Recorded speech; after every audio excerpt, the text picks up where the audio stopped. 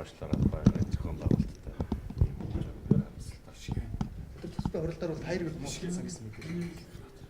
Одоо Монгол улсын ерөнхий сайдын дор ажиллаж байгаа биш үү? Засгийн газар ч юм бол одоо кабинетийн зарчмаар ажилладаг. Тэгээ одоо сонгуул болж байна. Ер нь бол одоо ажиглаад байгаа сонгуул манай бол их тийм харал болоод байна шүү дээ. Янз бүрийн зохиод бичдэг, санаанаасаа зохиодог. Тэгээ намын өдөрцөн хөлийн хурал хамтарсан уулзсан сая ерөнхий сайд хэлж байгаа мэдээ тэргүүш одоо сонгуулийн үед яаж ажиллах вэ? Юун дээр алдаж байгаа онж нэгэд ажил төрлөө одоо ярьж дүгндэг үстэй. Ер нь орлуулсан шүү дээ. Тиймээс шүү дээ. Янз бүрийн хил амтаа маргаантай асуудал бол одоо ерөнхий сайд битэр хоорондоо уудалцал янз бүрийн хатуу шийдэлсэн тийм зүйл багт байхгүй.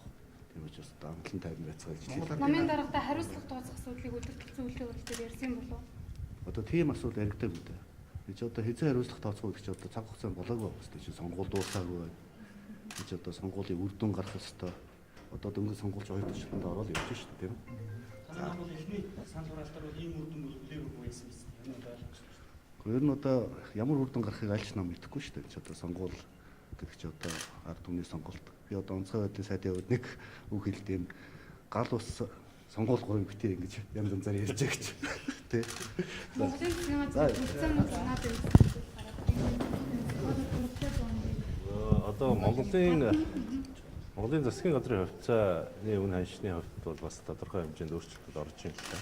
Гэхдээ зөвхөн засгийн газрын биш шүү дээ. Энэ бол зөвхөн олон түмэд нээлттэй мэдээлэл шүү дээ, тийм ээ. Хүмүүсийн одоо хүн болгоны ороод үзэх болцоотой ийм одоо мэдээллийн сувгуудаар гарч байгаа юм мэдээлэл.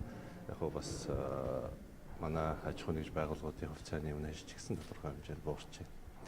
Гадны хөрөнгө оруулагчдыг Монголоос өргөж байна гэдэг мэдээллүүд өчигдөр хэвлэл утаснуудад гараад ирсэн. Энэ дээр та ямар тайлбар?